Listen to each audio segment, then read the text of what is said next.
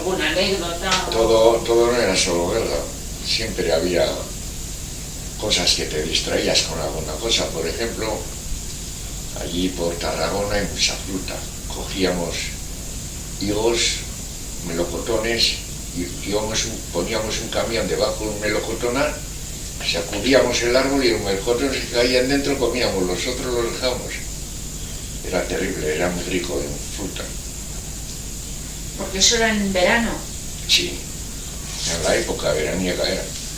Por junio o así empezaríamos o antes. Una vez recuerdo también que cayó un piloto, se tiró en paracaídas y cayó pues abajo de la loma nuestra. Estuvimos viendo, se quitó el paracaídas, se arrimó a un riachuelo que había allí a lavarse, a refrescarse, y luego llegamos nosotros. Y era un piloto de Franco, era RGT, era un navarro, chico joven, lo cogimos, lo llevamos sin más.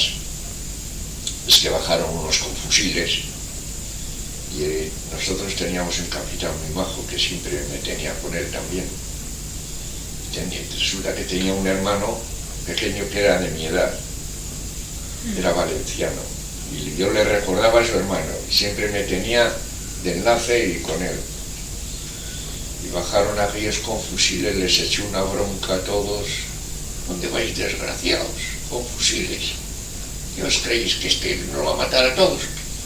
En fin, había gente buena, las sociedades que teníamos, aunque no eran militares, había como... O sea que tú allí directamente no tuviste que luchar.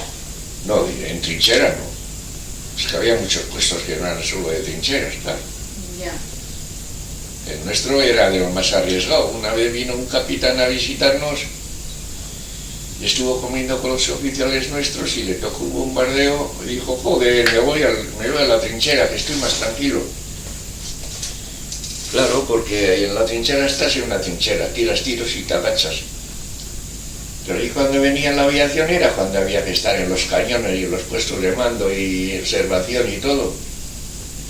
Cuando tocaban un silbato había que meterse en unas trincheras muy estrechitas, porque era que las bombas que tiraba en ese momento caían allí.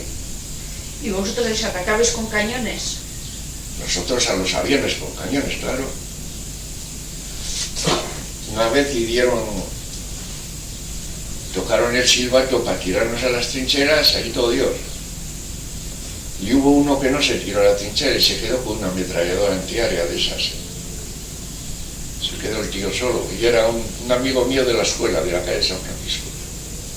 Y le dieron el distintivo, el valor individual, porque impidió que nos ametrallasen. Pero tenía que estar metido en la trinchera. O sea que había desobedecido las órdenes.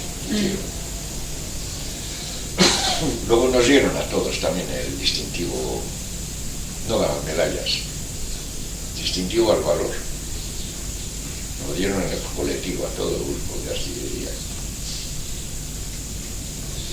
Cuando llegaron los primeros prisioneros que se cogieron a pasar el Ebro, tuvimos nosotros unos moros y unos guardias civiles.